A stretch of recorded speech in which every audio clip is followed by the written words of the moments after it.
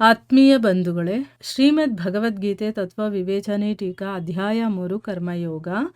ಇದರಿಂದ ನಾವು 33ನೇ ಶ್ಲೋಕವನ್ನು ತಿಳ್ಕೊಳ್ತಾ ಇದ್ವಿ. ಓದ ಭಾಗದಲ್ಲಿ ನಾವು ಎಲ್ಲ ಪ್ರಾಣಿಗಳು ಪ್ರಕೃತಿಯನ್ನು ಪಡೆಯುತ್ತೆ ಅನ್ನೋ ಒಂದು ಮಾತಿನ ಅರ್ಥ ಏನು ಅನ್ನೋದನ್ನು ತಿಳ್ಕೊಂಡ್ವಿ.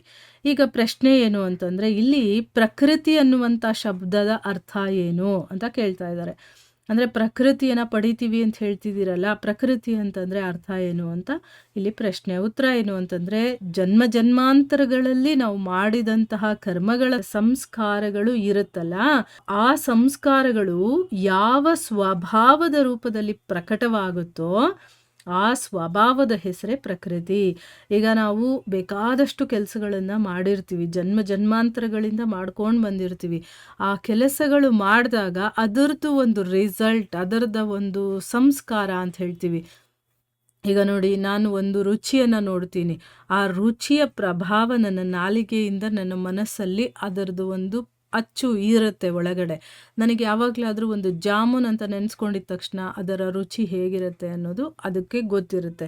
ಅದೇ ರೀತಿ ನಾನು ಏನೇ ಕೆಲಸ ಮಾಡಿದ್ರೂ ಅದರ ಒಂದು ಇಂಪ್ಯಾಕ್ಟ್ ಅಥವಾ ಅದರ ಒಂದು ಪ್ರಭಾವ ಏನಿರುತ್ತೋ ಅದು ನಮ್ಮ ಒಳಗಡೆ ಇರುತ್ತೆ. ಅದನ್ನು ಸಂಸ್ಕಾರಗಳು ಅಂತ ಹೇಳೋದು. ಅದು ಸ್ವಭಾವ ರೂಪದಲ್ಲಿ ಮುಂದೆ ಪ್ರಕಟವಾಗುತ್ತೆ. ಅದನ್ನು ಇಲ್ಲಿ ಪ್ರಕೃತಿ ಅಂತ ಹೇಳ್ತಾ ಇರೋದು. ಮುಂದಿನ ಪ್ರಶ್ನೆ ಏನು ಅಂತಂದರೆ, ಇಲ್ಲಿ ಜ್ಞಾನವಾನ್ ಅನ್ನುವಂತಹ ಶಬ್ದ ಯಾರ ಬಗ್ಗೆ ಹೇಳ್ತಾ ಇರೋದು, ಯಾರನ್ನು ಇಲ್ಲಿ ಜ್ಞಾನವಾನ್ ಅಂತ ಕರಿತಾ ಇರೋದು ಅನ್ನೋದು ಪ್ರಶ್ನೆ. ಉತ್ತರ ಏನು ಅಂತಂದರೆ, ಪರಮಾತ್ಮನ ಯಥಾರ್ಥವನ್ನು, ಅಂದರೆ ಪರಮಾತ್ಮ ಏನು, ಹೇಗೆ, ಅವನು ಯಾರು ಅನ್ನೋದನ್ನು ಸರಿಯಾಗಿ, ಆ ಒಂದು ಪರಮಾತ್ಮ ತತ್ವವನ್ನು ಸರಿಯಾಗಿ ಅರ್ಥ ಮಾಡಿಕೊಂಡು ತಿಳ್ಕೊಂಡಿರ್ತಾನಲ್ಲ, ಆಮೇಲೆ ಭಗವಂತನ ಪ್ರಾಪ್ತಿ ಕೂಡ ಆಗಿರತ್ತಲ್ಲ, ಅಂಥ ಮಹಾಪುರುಷರ ವಾಚಕವಾಗಿ ಇಲ್ಲಿ ಜ್ಞಾನವಾನ್ ಅನ್ನುವಂಥ ಶಬ್ದವನ್ನು ಪ್ರಯೋಗ ಮಾಡಿದ್ದಾರೆ. ಜ್ಞಾನವಾನ್ ಅಂತಂದರೆ ಭಗವಂತನನ್ನು ಹೇಗಿದನೋ ಹಾಗೆ ಅರ್ಥ ಮಾಡ್ಕೊಂಡು ಅವನನ್ನು ಪಡ್ಕೊಂಡಿರುವಂಥ ಮಹಾಪುರುಷ, ಅವನ ಬಗ್ಗೆ ಇಲ್ಲಿ ಜ್ಞಾನವಾನ್ ಅನ್ನುವಂಥ ಶಬ್ದವನ್ನು ಕೊಟ್ಟಿರೋದು. ಮುಂದಿನ ಪ್ರಶ್ನೆ ಏನು ಅಂತಂದರೆ, ಅಪಿ ಅನ್ನುವಂಥ ಪದ ಪ್ರಯೋಗದ ಅರ್ಥ ಏನು, ಇಲ್ಲಿ ಯಾಕೆ ಅಪಿ ಅನ್ನುವಂಥ ಪದವನ್ನು ಉಪಯೋಗ ಮಾಡಿದ್ದಾರೆ, ಅಪಿ ಅಂತಂದ್ರೇನು, ಕೂಡ ಅಂತಂದ್ಬಿಟ್ಟು ಯಾಕೆ ಇಲ್ಲಿ ಯೂಸ್ ಮಾಡಿದ್ದಾರೆ ಅಂತ ಪ್ರಶ್ನೆ.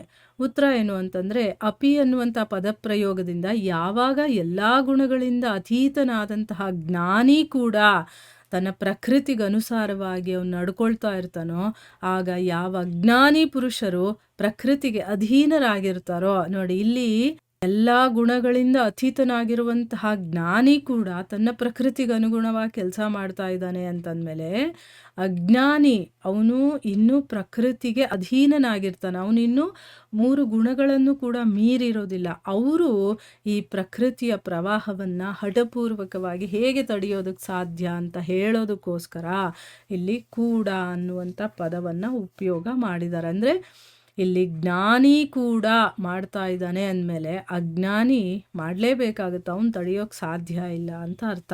ಈಗ ಜ್ಞಾನಿನೇ ಅವನು ಪ್ರಕೃತಿಗೆ ಅನುಗುಣವಾಗಿ ನಡ್ಕೊಳ್ತಾ ಇದ್ದಾನೆ ಅಂದಮೇಲೆ ಅಜ್ಞಾನಿನೂ ಕೂಡ ನಡ್ಕೊಳ್ಳಲೇಬೇಕು ಅನ್ನುವಂಥ ಮಾತನ್ನು ಹೇಳೋದಕ್ಕೋಸ್ಕರ ಇಲ್ಲಿ ಅಪಿ ಅನ್ನುವಂಥ ಪದವನ್ನು ಉಪಯೋಗ ಮಾಡಿದ್ದಾರೆ.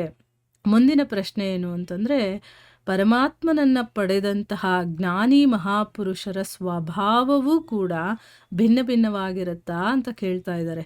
ಈಗ ಯಾರು ಗುಣಗಳಿಗೆ ಒಳಗಾಗಿರ್ತಾರೋ, ಪ್ರಕೃತಿ ಗುಣಗಳಿಗೆ, ಅವ್ರು ನಡ್ಕೊಳ್ಳೋದು, ಅವ್ರ ಸ್ವಭಾವ ಎಲ್ಲ ಬೇರೆ ಬೇರೆ ರೀತಿಯಾಗಿರುತ್ತಲ್ಲ.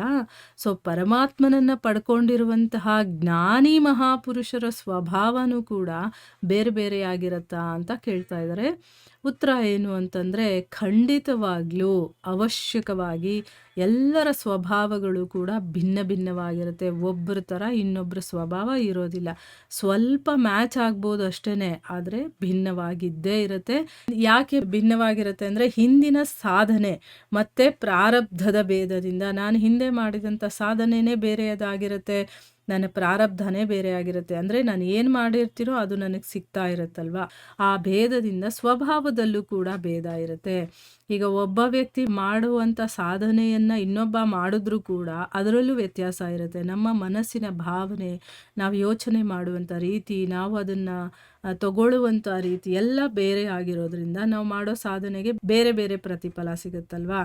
ಒಂದೇ ಕ್ಲಾಸಲ್ಲಿ ಎಲ್ಲರೂ ಕೂತ್ಕೊಂಡು ಓದಿದ್ರು, ಅದೇ ಒಂದು ಸೆಕ್ಷನಲ್ಲಿದ್ದರೂ, ಒಂದೇ ಟೀಚರ್ ಕೆಳಗಡೆ ನಾವು ಪಾಠ ಕಲಿತ್ರೂ ಕೂಡ ಅವರವರ ಯೋಗ್ಯತೆ, ಅದನ್ನು ತಿಳ್ಕೊಳ್ಳುವಂಥ ರೀತಿ, ಆಮೇಲೆ ಅದನ್ನು ಪ್ರಾಕ್ಟೀಸ್ ಮಾಡುವಂಥ ರೀತಿ, ಇದರಿಂದ ಎಲ್ಲರಿಗೂ ಬೇರೆ ಬೇರೆ ರೀತಿಯಾಗಿ ನಮಗೆ ರಿಸಲ್ಟ್ ಬರುತ್ತಲ್ವಾ. ಅದೇ ರೀತಿ ನನ್ನ ಸಾಧನೆ, ನನ್ನ ಪ್ರಾರಬ್ಧ ಏನಿದೆಯೋ ಅದರ ತಕ್ಕಂಗೆ ನಮ್ಮಗಳಿಗೆ ಸ್ವಭಾವದಲ್ಲಿ ಭೇದ ಅನ್ನೋದು ಇದ್ದೇ ಇರುತ್ತೆ, ಅನಿವಾರ್ಯ ಅದು ಅಂತ ಹೇಳ್ತಾ ಇದ್ದಾರೆ. ಒಬ್ಬೊಬ್ಬರ ಸಾಧನೆ ಅವರವರು ಪ್ರಾರಬ್ಧ ಏನಿರುತ್ತೋ ಅದ್ರ ಪ್ರಕಾರವಾಗಿ ಒಬ್ಬೊಬ್ಬರು ಒಂದೊಂದು ರೀತಿ ಇರ್ತಾರೆ.